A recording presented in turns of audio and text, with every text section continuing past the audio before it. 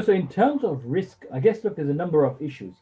Um, Firstly, neobanks will definitely, I mean, their apps will definitely be used to some degree because of the service that they provide.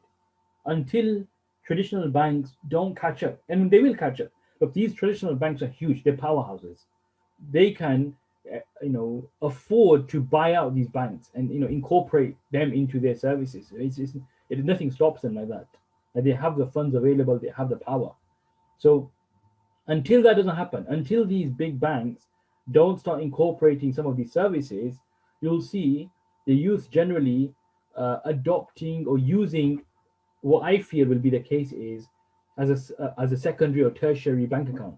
You'll start seeing uh, these neobanks will be not the primary. I don't think they'll ever become for many the primary form of banking. I think everybody will still have to a large degree the traditional bank accounts.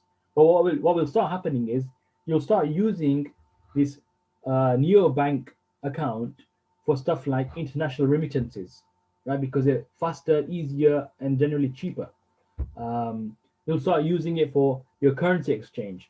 You'll start using it for charity. Many Islamic neobanks are now offering the ability to give zakat and sadaqah via your phone, the app itself, right? So you'll start seeing people using these neobank apps to give charity, to give sadaqah. Smart reporting is another area whereby you can see and manage your wealth. Some digital banks, they allow you to have a complete view of all your bank accounts. So, for example, Kestrel, which I'm aware of in the UK, they're offering this kind of ability to have an overview of all your bank accounts and see what's going on, right? So that's like one stop for all your accounts, and so then you can see the trends in your accounts. You can see, the movement of your finances and your funds, the income outgoings. So it's all in one place. So I guess it'll be more for these kinds of services. We'll see adoption of neobanking platforms.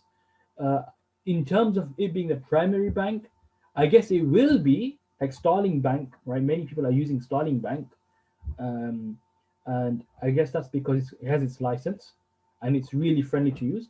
So there will be a shift, but it'll be a shift when those banks, and for Islamic banking anyway, people will really start adopting Islamic neobanks when Islamic neobanks have a full-fledged license to offer complete banking services. That's when I think the jump will come. But until then, I think there's still a room for improvement for the digital banks or the neobanks. I'll still see people, especially the elderly generation, they'll still be holding on to the traditional banks. Islamic finance learning made simple and memorable.